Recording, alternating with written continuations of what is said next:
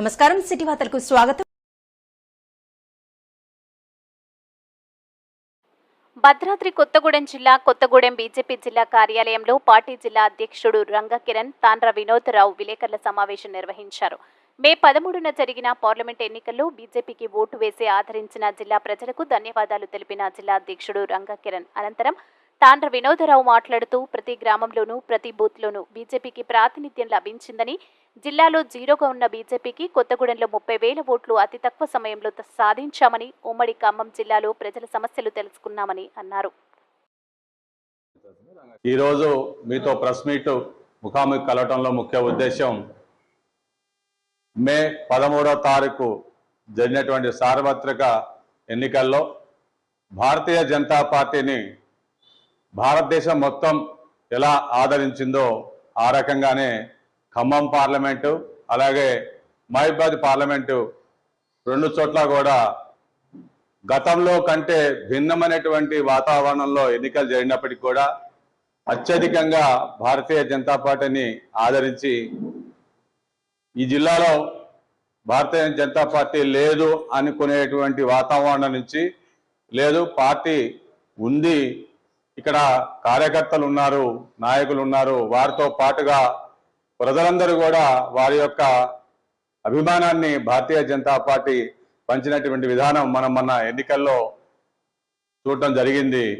ఆ సందర్భంగా వారందరికీ కూడా మీ ద్వారా మా యొక్క కృతజ్ఞతలు, అభినందనలు తెలియజేస్తూ 140 కోట్ల జనాభా ఉన్నటువంటి భారతదేశంలో మూడోసారి ముచ్చటగా ప్రధానమంత్రిగా కావాలని ముక్త కంఠంతో కోరుకున్నటువంటి అభ్యర్థి గౌరవనీయులు గత మన ప్రధానమంత్రిగా నరేంద్ర మోదీ గారిని మూడోసారి ప్రధానమంత్రిగా ఎన్నుకునేటువంటి పాత్రలో మేమందరం కూడా దాంట్లో భాగస్వాములు అయినందుకు మేమందరం కూడా సంతోషిస్తూ మీ ద్వారా ప్రజలకు మరోసారి భవిష్యత్తులో భారతీయ జనతా పార్టీ అభ్యర్థిగా జిల్లా అధ్యక్షులుగా మాకున్నటువంటి బాధ్యతల్ని అన్నిటిని కూడా మీ ద్వారా ప్రజలకు న్యాయం చేయడానికి ఇక్కడ సమస్యలన్నింటినీ కూడా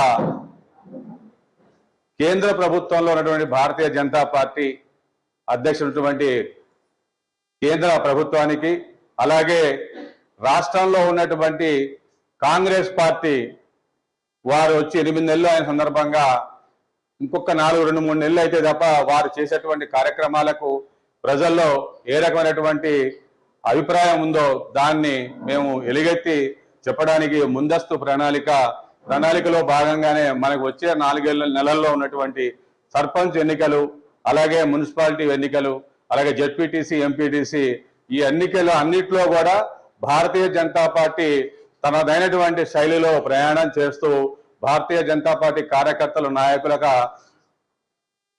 నిజాయితీని నిరూపించుకుంటూ అత్యధికంగా స్థానాలను కైవసం చేసుకోవడానికి అందరం కూడా కలిసికట్టుగా ప్రయాణం చేయడానికి సంసిద్ధమై ఉన్నాము. ఇందాక రంగకిరణ్ గారు అన్నట్టు ప్రతి విలేజ్లో Bharatiya Janata party last house వరకు చేరగలిగింది. ప్రతి బూత్లో కూడా బీజేపీ ప్రజెన్స్ ఉంది, బీజేపీ ఓట్స్ వచ్చినాయి. మూడోసారి ప్రధానిగా నరేంద్ర మోడీ గారు అయి మా పార్టీ అందరూ గర్విస్తూ ఆనందిస్తున్న తరుణంలో ఇది కూడా ఖమ్మంలో 1,20,000 ఓట్లు వచ్చినాయని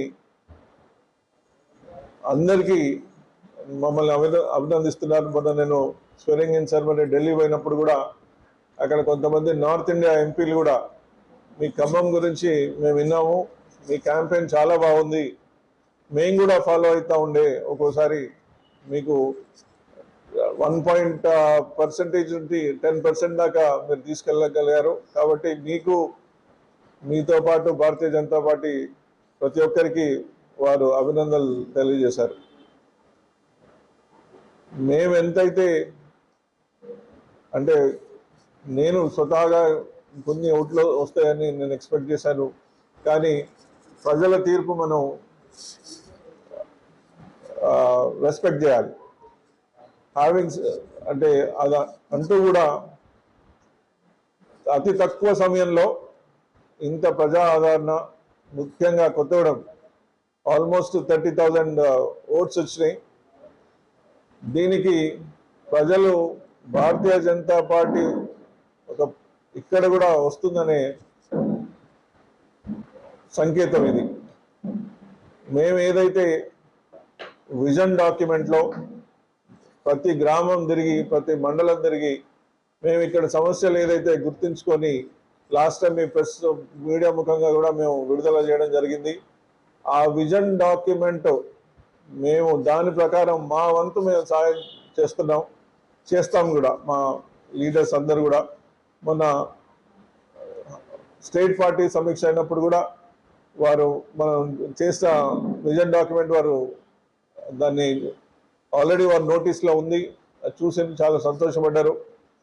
ఏదైతే భారతీయ జనతా పార్టీ మెయిన్ ఉన్నాయో దీనికి జోడించి మీరు దీని గురించి కేంద్రంలో మన మంత్రులందరి దగ్గరికి తీసుకెళ్ళమని వారు జరగడం జరిగింది.